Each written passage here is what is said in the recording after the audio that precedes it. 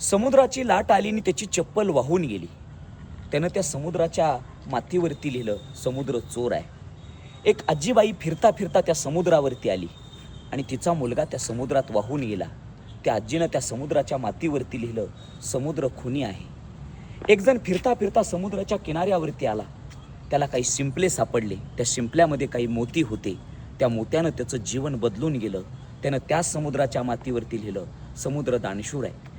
काही मच्छीमार त्या दिवशी मासे पकडण्यासाठी समुद्राच्या किनाऱ्यावरती आले. त्यांना असंख्य मासे सापडले.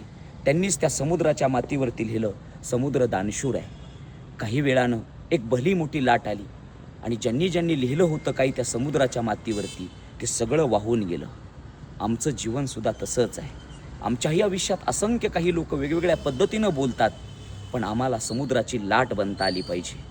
कितीही कोणी बोललं तरी एक दिवशी मात्र आम्हाला उंच भरारी घेता आली पाहिजे आणि कुणाच्या बोलण्याकडे लक्ष न देता आपल्या क्षितिजापर्यंत, आपल्या त्या ध्येयापर्यंत आपल्याला पोचता आलं पाहिजे.